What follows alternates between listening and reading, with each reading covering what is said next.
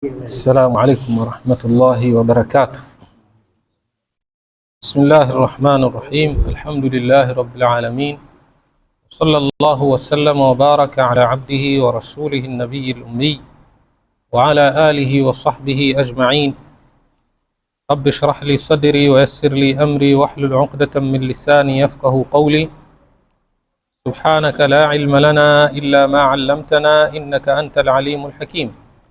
اللهم إنا نسألك علما نافعا ورزقا طيبا وعملا متقبلا يا عليم يا حليم. أما بعد، فإن أصدق الحديث كتاب الله تعالى، وخير الهدي هدي محمد صلى الله عليه وسلم، وشر الأمور محدثاتها، وكل محدثة بدعة، وكل بدعة ضلالة، وكل ضلالة في النار. اللهم إنا نعوذ بك من عذاب النار.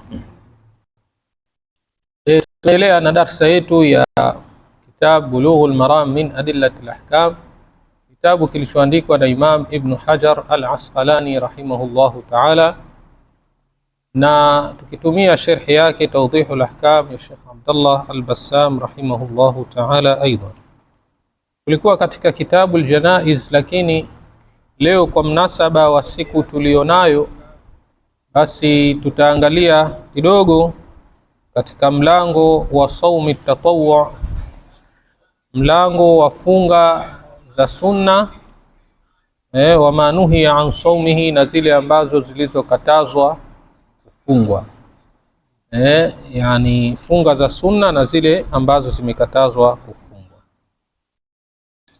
Hadithi ya kwanza katika mlango huu anasema rahimahullah ta'ala, an Abi Qatada al-Ansari radiyallahu anhu, kutoka kwake Abi Qatada al-Ansari, radhi za Allah ziwe juu yake, anna Rasulullah sallallahu alayhi wasallama, kwamba hakika mtume wa Allah rehma na amani ziwe juu yake, suila an saumi yaumi Arafa, aliulizwa kuhusiana na kufunga siku ya Arafa.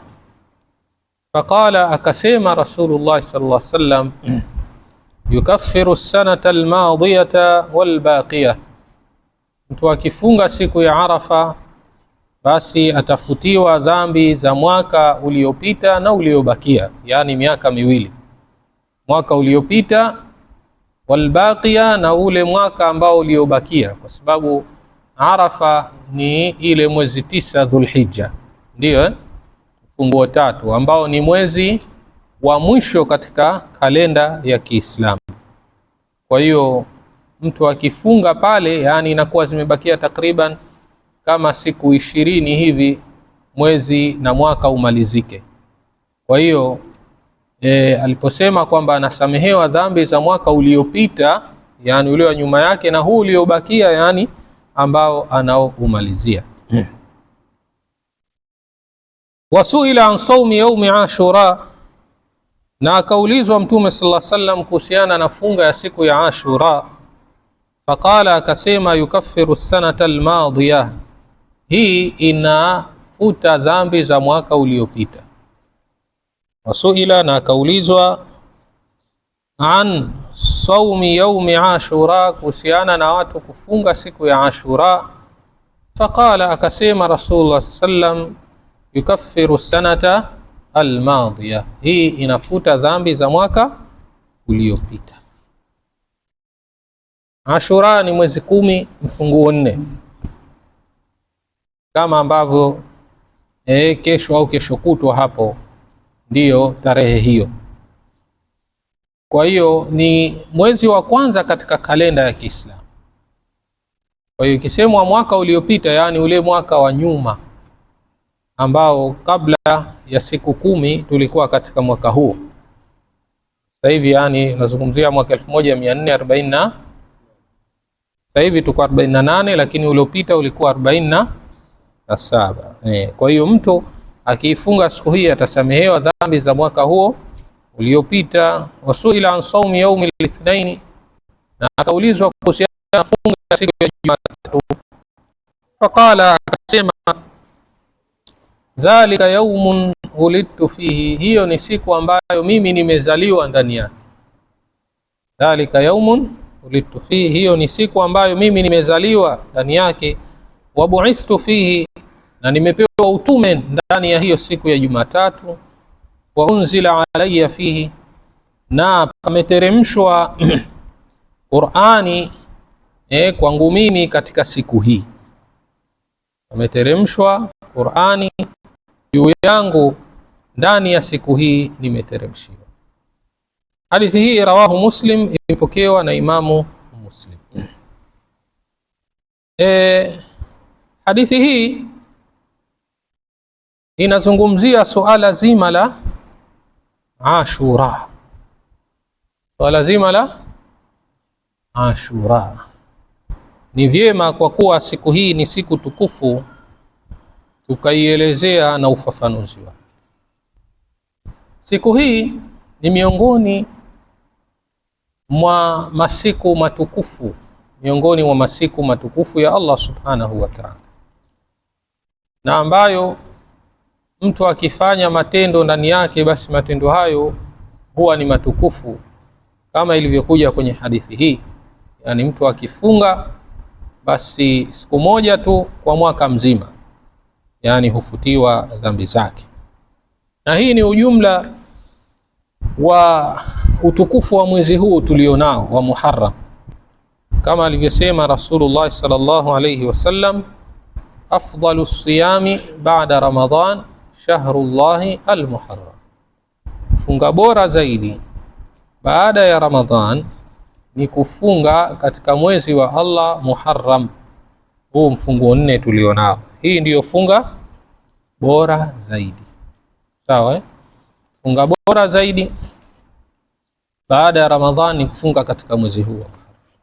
Kwa hiyo huu ni mwezi mtukufu na ni mwezi bora, lakini ndani yake mna siku tukufu ambayo ni siku ya Ashura, sawa ambayo ni ile mwezi 10 mfunguo 4. Na kufunga siku hii kama tulivyotangulia kuna fadhila kubwa kabisa, ambapo kama ilivyokuja katika hadithi nyingine Mtume sallallahu alaihi wasallam amesema, siyamu yaumi Ashura ahtasibu ala Allahi an yukaffira as-sanata allati qablahu, yani funga ya siku ya Ashura nataraji kwa Allah kufuta dhambi za mwaka uliopita kabla yake. Hayo ni matarajio ya Mtume sallallahu alaihi wasallam ambayo Allah subhanahu wa ta'ala hawezi kuyaangusha. Na hii siku ya Ashura kana maarufan fil jahiliya, ilikuwa ikitambulika katika zama za ujahiliya, sawa فعن عائشة رضي الله عنها قالت, bibi Aisha radhi za Allah juu yake amesema, kana yaumu Ashura tasumuhu Quraishun fil jahiliya, ilikuwa hii siku ya Ashura wakiifunga Makuraish katika zama za ujahiliya. Katika zile zama za ujahiliya Makuraish walikuwa wakiifunga siku hii. Wa kana Rasulullah sallallahu alayhi wasallam yasumuhu, na alikuwa mtume wa Allah rehma na amani ziwe juu yake akiifunga siku hii. Mtume sallallahu alayhi wasallam alikuwa akiifunga, na kwa sababu Mtume sallam kila yale mazuri alikuwa akiyafanya katika zama za ujahiliya kabla ya kupewa utume, yeye kila mazuri alikuwa akiyafanya. Alikuwa akiswali, alikuwa akifunga, na alikuwa ni mkweli muaminifu, yote yale mazuri, na mpaka alikuwa anajitenga kwa ajili ya ibada ya itikafu, anakaa peke yake kwa ajili ya kutafuta uongofu kutoka kwa Allah subhanahu wa ta'ala. Kwa hiyo katika mazuri ambayo alikuwa akiyafanya ni kufunga, kuungana na hawa Makureish katika kuifunga siku hii. Falamma qadima almadinata samahu, alipofika Madina akafunga siku hii. Alipofika Madina akafunga siku hii. Wa amara bisiyamihi, na akawaamrisha masahaba nao waifunge. Sasa falamma furida Ramadhan, ilipokuja kufaradhishwa Ramadhani, sasa taraka yauma Ashura, akaacha ile siku ya Ashura, akaiacha huru. Kwa maana sio kwamba watu wasifunge, ikawa ni khiari, sio fardhi, ikawa ni sunna, lakini ni sunna iliyosisitizwa, sunnatun muakkada. Kwa hiyo ilikuwa kwamba faman shaa samahu wa man shaa tarakahu, aliyetaka akafunga na aliyetaka akaiacha. Kwa hiyo funga hii ilikuwa ni fardhi pale alipohamia Mtume sallallahu alayhi wasallam Madina kabla ya kufaradhishwa Ramadhan. Hatta inna al-ansar kanu yusawimuna fihi sibyanahum, mpaka ansari wale walikuwa wakiwafungisha watoto wao siku hii ya Ashura, mpaka watoto wale walikuwa wanaamrishwa kufunga, kama anavyotusimulia Bibi Ar-Rubai' binti Muawidh radhiyallahu anha aliposema arsala an-nabii sallallahu alayhi wasallam ghadata Ashura ila qura al-ansar, kwamba Mtume sallallahu alayhi wasallam alipeleka ujumbe asubuhi ya Ashura kwenda katika vijiji vya Ansar, yani mitaa yao ile, ya kwamba wanadie man asbaha muftiran falyutimma baqiyata yawmihi, liamka kafungua basi na aitimize siku yake iliyobakia. Sawa wa man asbaha saiman falyasum, na aliyeamka amefunga basi na afunge. Qalat, akasema bibi yule, fakunna nasumuhu ba'd, kwa hiyo baada ya hapo tukawa tunaifunga siku ile, baada ya kutangaziwa na Mtume sallam tukawa tunaifunga. Wa nusawimu sibyanana, na tukiwafungisha watoto wetu. Wa naj'alu lahumul lu'bata min al-'ihni, tulikuwa tukiwatengenezea mchezo wa sufi hivi, yani kama matoto vile ya kitambaa alafu yanatiwa sufi hivi au pamba ili wapate kuchezea kama toys. Sawa fa idha baka ahaduhum ala at-ta'ami, kwa hiyo anapolilia mmoja wao chakula, a'tainahu dhaka, tunampa sisi mchezo ule, hata yakuna inda al-iftar, mpaka afikie wakati wa kufungua kinywa, kuftari, pale tena wanamwachia. Kwa hiyo ilikuwa hivyo tena mpaka ilipofaradhishwa funga ya Ramadhani, tena ikaondoka ule ufaradhi. Wa yaumu Ashura huwa yaumu nasr, na hii siku ya Ashura ni siku ya ushindi ambayo inawapasa waumini waikumbuke sana siku hii, liannahu al-yawmu alladhi anja Allahu fihi Musa alayhi salam, sababu hii ni siku ambayo Allah subhanahu wa ta'ala alimuokoa Nabiyullahi Musa alayhi salatu wassalam, wa man ma'ahu min almu'minin, na wale ambao waliokuwa pamoja naye miongoni mwa waumini. Sawa wa aghraqa fir'auna wa man ma'ahu min alkafirin, na akawaghirikisha na kuwazamisha Fir'aun na wale makafiri waliokuwa pamoja naye. Amesema Ibn Abbas radhiyallahu anhuma, qadima an-nabiy sallallahu alayhi wasallam al-Madina, alifika Mtume sallallahu alayhi wasallam Madina.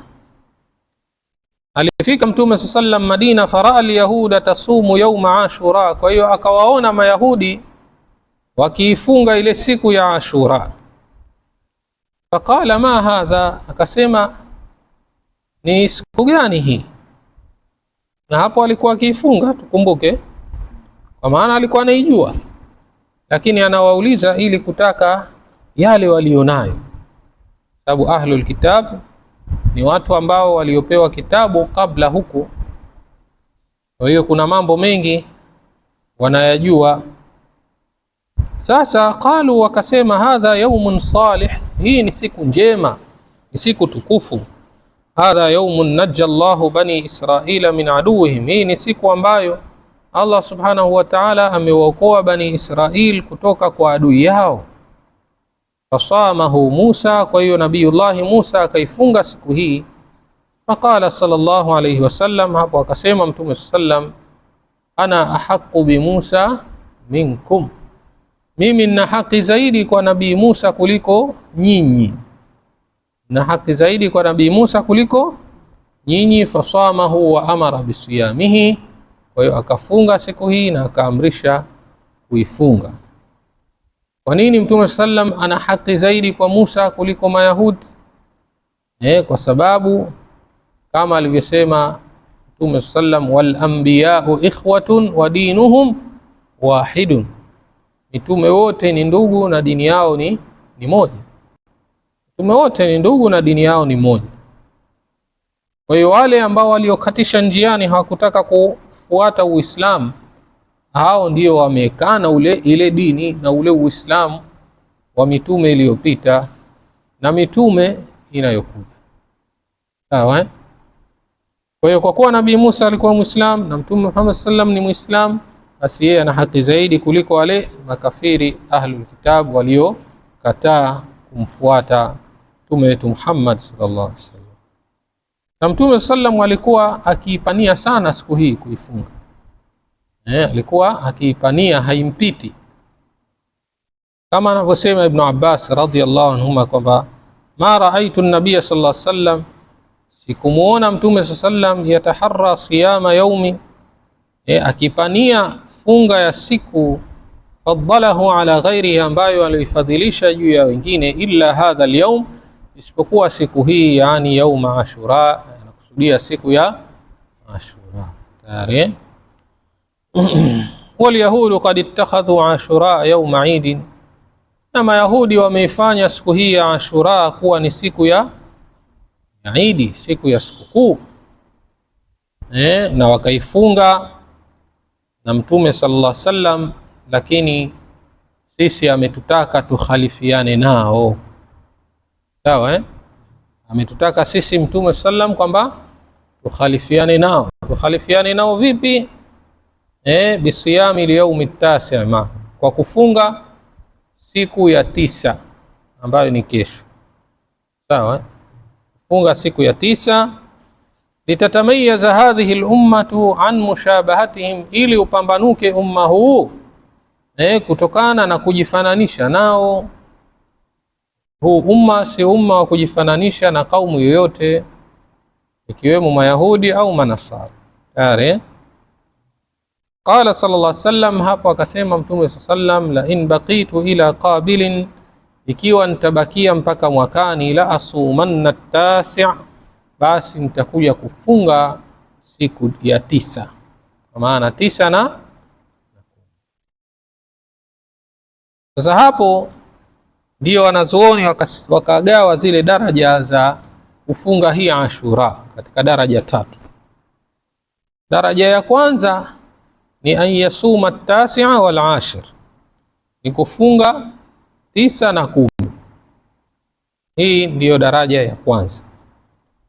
Daraja ya pili an yasuma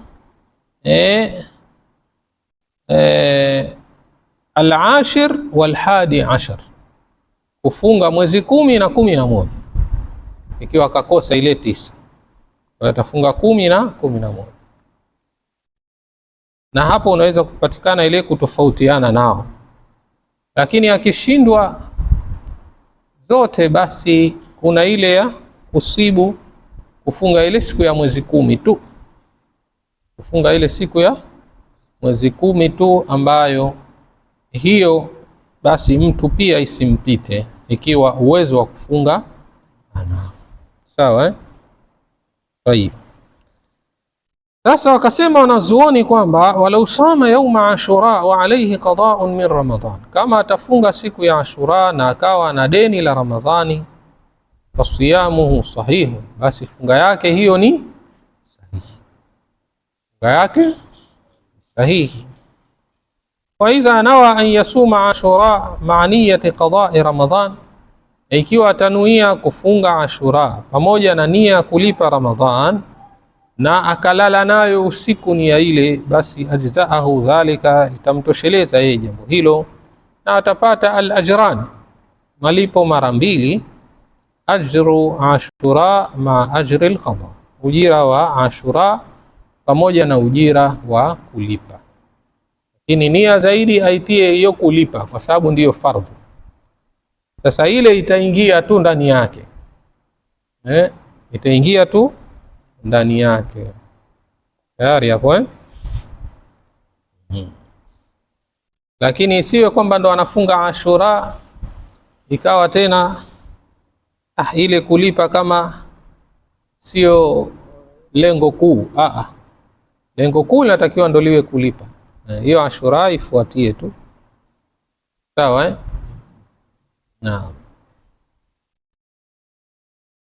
na vile vile ikaja kwamba laysa min as-sunnati fi Ashura iqamatu sha'air al-huzn wat-tarah, si katika sunna mwenendo wa Mtume sallam katika siku hii ya Ashura kuweka mambo yanayoonesha huzuni na masikitiko au sha'air as-sururi wal-farah, au yale mambo yanayoonesha furaha na kufurahika, sawa yani isiwe uko huku wala usiwe huko,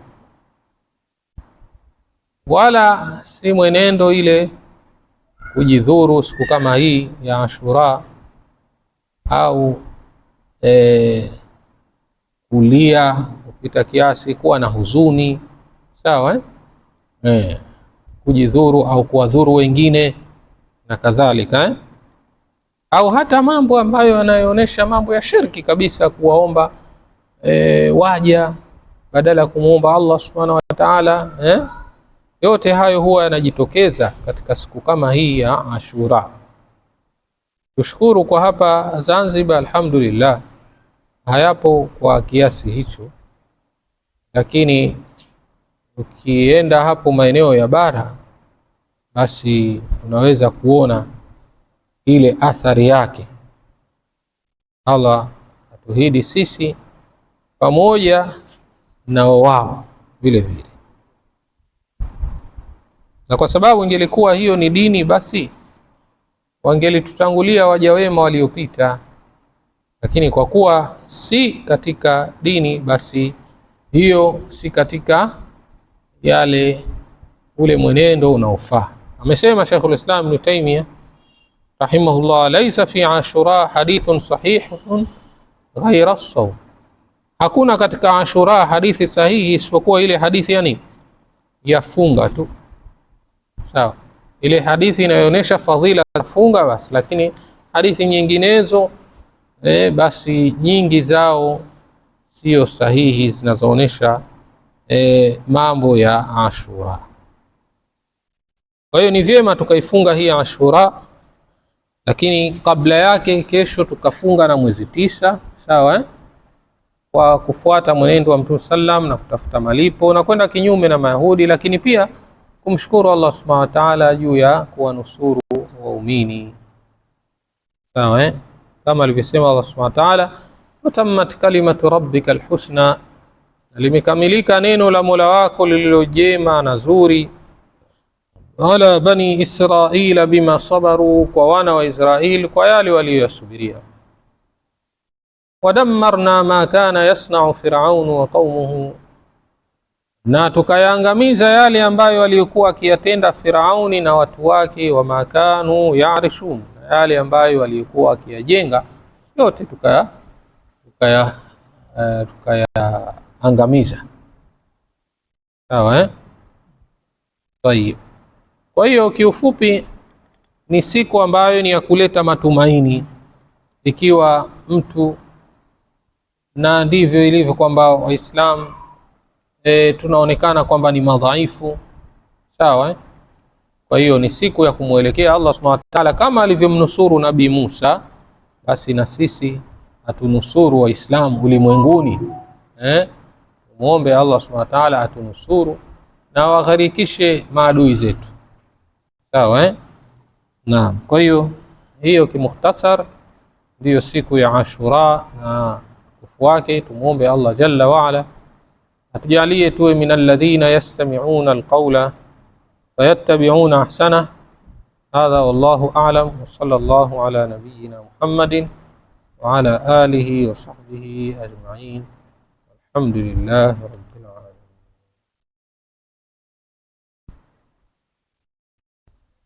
Naam, Kuna swali lolote?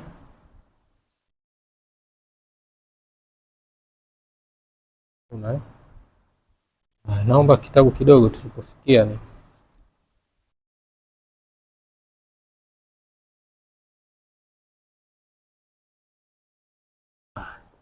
nasikia ukurasa wangapi?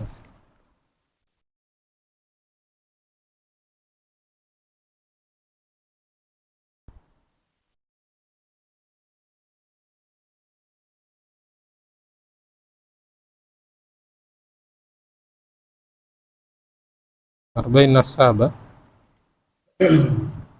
Ndipo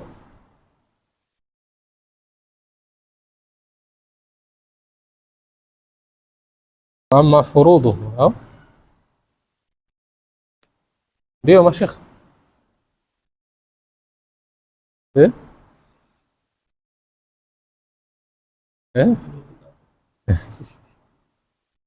tusichanganye na ile ya juu kule, hii ya chini. Wa amma furudhuhu, ndio anasema rahimahullah taala, wa amma furudhuhu fasittatun, ama fardhi za udhu ziko sita, yani zile nguzo za udhu ziko sita. Ya kwanza ghaslu alwajhi, kukosha uso, wa minhu almadmadatu walistinshaq, na miongoni mwa jambo hilo ni kusukutua na kupandisha maji puani, yote inaingia katika uso, kukosha uso. Wa hadduhu tulan, na mpaka wa uso kwa urefu, min manabiti sha'ri rasi ila dhaqni, kuanzia kwenye maoteo ya nywele za kichwa, yani maoteo ya kawaida, ila dhaqni, mpaka kwenye kidevu, chini ya kidevu. Sawa, wote hapa ni uso kwa urefu. Wa ardhan, na upana, ila furu'i al-udhunaini, kwa maana kuanzia kwenye ndeo ya sikio mpaka kwenye ndeo ya sikio, huu ndio upana. Wa ghaslu al-yadaini ila al-mirfaqaini, na kukosha mikono miwili mpaka kwenye vifundo viwili. Wa mashu jamii ar-ras, na kupangusa kichwa chote katika madhhabu ya Hanabila. Ama katika madhhabu ya Kishafi ni mashu baadhi ar-ras, kupangusa sehemu ya kichwa, hiyo ndiyo fardhi. Sawa, kwa maana ukishapangusa sehemu hata ya utosi tayari ushatekeleza fardhi. Tayib. Wa minhu al-udhunan, na miongoni mwa kichwa ni masikio mawili, kama alivyokwenda hivyo baadhi ya wana wazuoni tayari. Tayib. Wa ghaslu ar-rijlaini ila al-ka'baini, na kukosha miguu miwili mpaka kwenye vifundo viwili hivi vya chini, ankle. Wa tartib, na mpangilio, wal muwalat, na kufuatanisha. Hizi ndio nguzo za udhu. Ili udhu ukamilike, basi lazima hizi ziwe zimekamilika. Wadalilu qawluhu ta'ala, na dalili ni kauli yake Allah subhanahu wa ta'ala aliposema, ya ayuha alladhina amanu idha qumtum ila as-salah, enyi mlioamini mtakaposimama kuswali, kwenda kuswali, faghsilu wujuhakum wa aydiyakum ila almarafiqi, basi kosheni nyuso zenu na mikono yenu mpaka kwenye vifundo. Kosheni nyuso zenu na mikono yenu mpaka kwenye vifundo. Wamsahu biruusikum, na panguseni vichwa vyenu. Wa arjulakum ila alka'baini, na miguu yenu mpaka kwenye vifundo viwili. Hii ndiyo aya ambayo imeeleza vile viungo vya fardhi vya udhu. Kwa hiyo wadalilu tartib, na dalili ya mpangilio, tufanye kwa mpangilio, ni ile hadithi aliposema Mtume sallallahu alaihi wasallam, ibda'u bima bada Allahu bihi, anzeni yale mambo ambayo aliyoyaanzia Allah subhanahu wa ta'ala. Na Allah subhanahu wa ta'ala alipoamrisha hapa, aliamrisha kwanza tukoshe nyuso, alafu mikono, alafu vichwa, alafu miguu. Sawa eh? Kwa hiyo anzeni vile vile alivyoanzia Allah subhanahu wa ta'ala. Wa dalilul mu'ala, na dalili ya kufuatanisha sasa ni hadithu sahibi lum'a, ni ile hadithi ya yule mwenye mng'aro. Sawa eh? Hadithi ya mwenye mng'aro ani nabii sallallahu alayhi wasallam, kutoka kwa mtume sallallahu alayhi wasallam, annahu lamma raa rajulan, kwamba yeye pindi alipomuona mtu, fi qadamihi lum'atan qadra dirhami, kwamba alimuona mtu mguuni kwake kuna sehemu hivi inang'ara, kwa maana haijapata maji. Unajua sehemu ikikoshwa alafu sehemu ambayo haijapata maji inajiulisha. Kwa hiyo aliiona pale qadra dirham, kiwango cha dirham, yani kama pesa hivi, mzunguko wa pesa. Lam yusibha alma, sehemu ambayo haikupatwa na maji. Fa amarahu bil i'ada, kwa hiyo mtume sallallahu alaihi wasallam akamuamrisha arejee kutia udhu. Sawa eh? Hadithi hiyo akhrajahu Abu Daud. Wa wajibuhu, na wajibu wake wa udhu ni at-tasmiyatu ma'a dhikri, ni kuleta bismillah pamoja na dhikri. Sawa eh? Yani hii ni kwa mujibu wa madhhabu ya Kihambali, lakini katika madhhabu ya Kishafi haya ni sunna, kusoma bismillah, kuleta dhikri, hayo ni mambo ya sunna. Kwa hiyo yule bwana ilikuwa ndo kashamaliza kutia udhu, lakini kwa kuwa imekosekana ule mpangilio fuatanisho, kwa hiyo akaamrisha kwamba arejee tena ule udhu, kuonesha kwamba hii kutia udhu inatakiwa iende kwa mpangilio, usichelewe masafa marefu kati ya kiungo na kiungo. Sawa eh? Hadha wallahu a'lam. Sallallahu ala nabiyyina Muhammadin wa ala alihi wa sahbihi wa sallam, walhamdulillahi rabbil alamin. Naam, kama kuna swali lolote. Naam.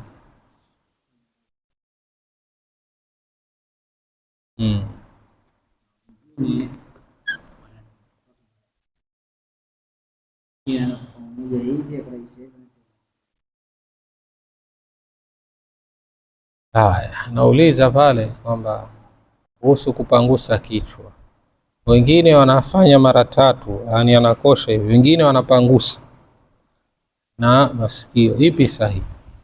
Naweza kusema kwamba sahihi zaidi ni hii ulioeleza ya pili, ya kwamba unachukua maji unakumta, alafu unapangusa mwanzo wa kichwa mpaka mwisho huku unarejesha, alafu unatia na masikio. Hii ni sahihi zaidi, ingawa kwamba mtu akitia hapa ni sahihi, anakuwa ametekeleza ile fardhi, lakini ili usibu yote fardhi na sunna, basi ueneze kichwa kizima, lakini sio ile kukosha tena ukachukua maji pa ile si kupangusa.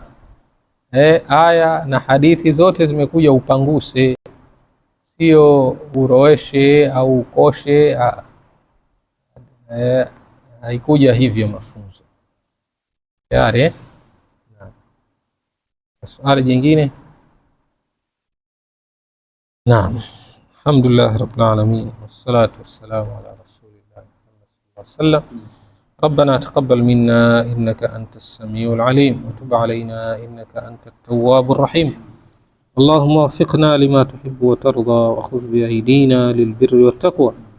لا إله إلا أنت سبحانك إنا كنا من الظالمين. اللهم إنا نسألك من الخير كله عاجله وآجله ما علمنا منه وما لم نعلم، ونعوذ بك من الشر كله عاجله وآجله ما علمنا منه وما لم نعلم.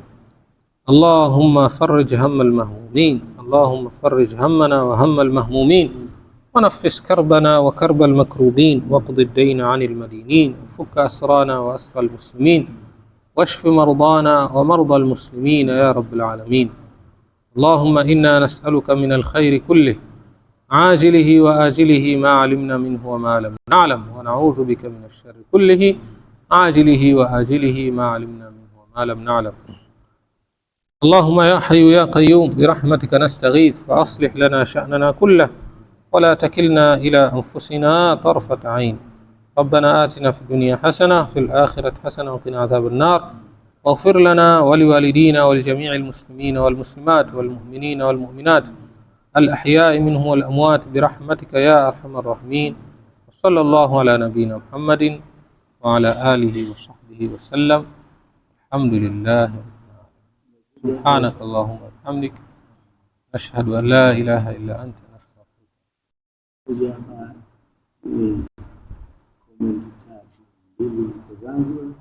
Mmoja Ngara anasema vipi? Assalamu alaykum wa rahmatullahi. Polo na kada darasa Katamu yupo Ngara Mafinga. Ili kesho. Inshallah tuendelee katika darasa ijayo biidhnillah, matamu yataendelea biidhnillah inshallah.